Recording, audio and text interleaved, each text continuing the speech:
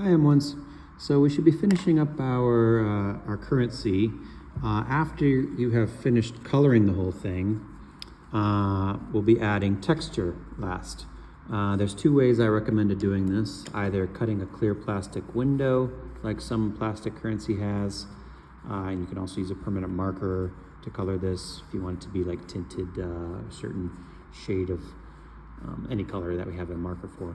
Or you can add foil to your currency, or you can do both, like this student did. This student has like a cylinder shaped like sugar cane, or currency is called canes, and she's got it in both corners. You can see how it adds like a texture element to the currency, which is, I think, pretty nice. So I'll be showing you how to do this.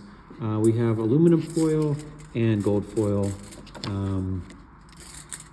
Preferably use the regular aluminum foil, not the back of the gold foil, because I only have a little bit of this stuff. So I should be have this prepped for you already, but if not, take the double-sided, super adhesive, sticky, take the double-sided tape, peel it off, and you'll line it up with the right side and the bottom edge of the foil. And once this stuff sticks to something, it's permanent. You'll destroy it if you try to unpeel it. It's super sticky. And then we'll cut this off like that. See what I mean? I already see it sticking to the scissors. Okay, try to keep this as nice and neat as possible. Oh yeah, like I said, super sticky. I'll have this stuff prepped for you. There's no way I'm going to ask you guys to try to do this. Okay. All right. So it'll look like this when you get it. Try to press out some of those bubbles and creases. All right.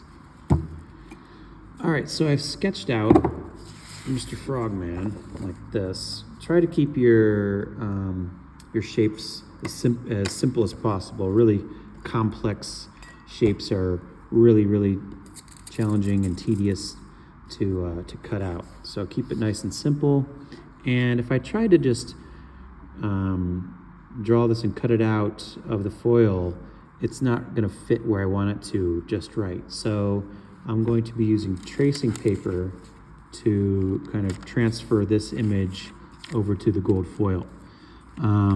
Use the tracing paper as economically as possible. Try not to just put it right in the middle like that, but use the corner so that there's more tracing paper for the next student. And I'll use a ballpoint pen or a pencil for this.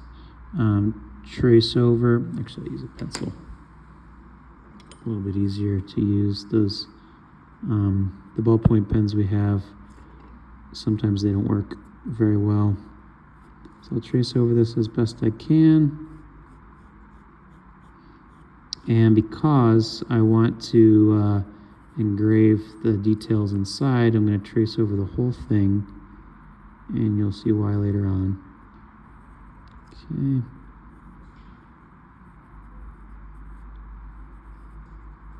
Okay, there's nostrils.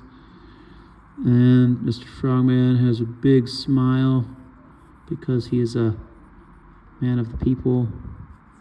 All right, and now I have that image transferred onto the tracing paper. This I can take over to the gold foil, and just like the tracing paper, please don't put this right in the center. Try to use the corner, put it in the corner as best you can to conserve as much of the foil as possible. I'm gonna try to get this right in the corner so the edges are right on like that. And now for this, I'll use a ballpoint pen.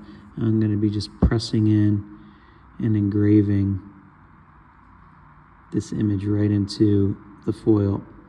And the idea is that I'll be able to see this when I take the tracing paper off, and I'll see where I need to cut. You can see I forgot a little bit of the eye right there.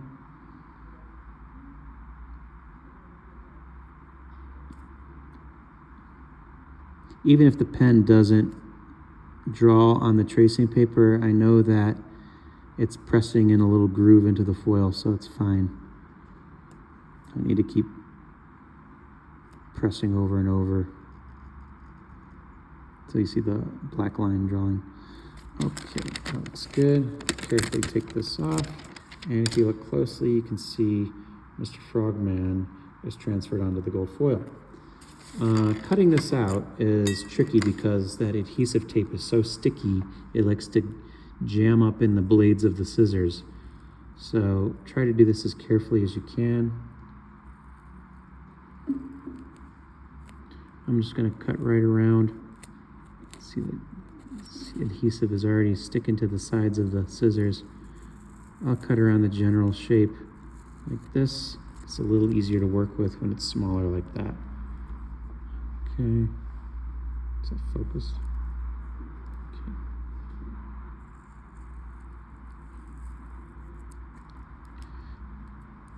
Okay, almost done.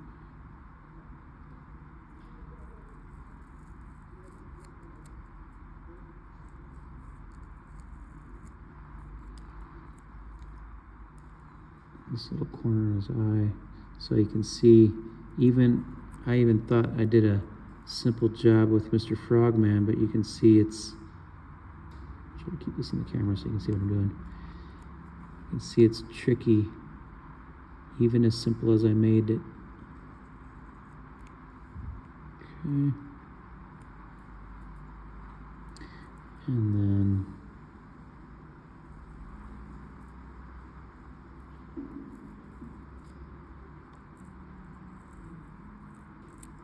okay, so this is Mr. Frogman's head cut out. There's this little piece of the backing that stayed on there. That's okay.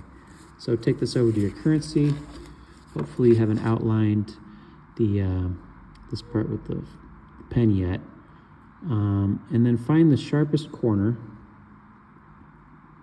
For me, that's going to be over here. And use your fingernail to kind of peel apart. Helps to push it one way like that, and then back the other way, and it'll separate. You can see how it's separated a little bit right there. And then use your fingernail and peel it off this backing. Okay. Be very careful with this. It's super adhesive and sticky, and once it sticks to paper, it's bonded permanently. You can't peel it off and redo it. So I'm going to try to find a few different reference points, like the top of the eye and maybe his chin, and make sure it's lined up horizontally and vertically, and then carefully push it down and across, and got a little crease right there, but that's okay. If you see these little pencil lines you want to get rid of, I recommend pushing away from the foil. If you erase towards the foil, it'll jam it up and wrinkle it and kind of ruin it, okay? And now I can, if I want, trace around the contours again, just kind of like emphasize the shape a little bit. Throw in some principles of art terminology. Emphasize it a little bit more if you want.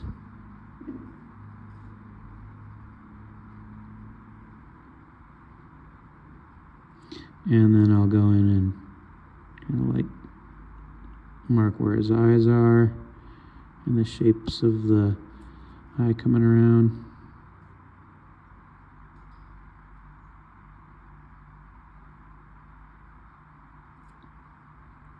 Mr. Frogman's nostrils, and then his big ear-to-ear grin. And there we have it. So that's how we'll apply texture to our foil.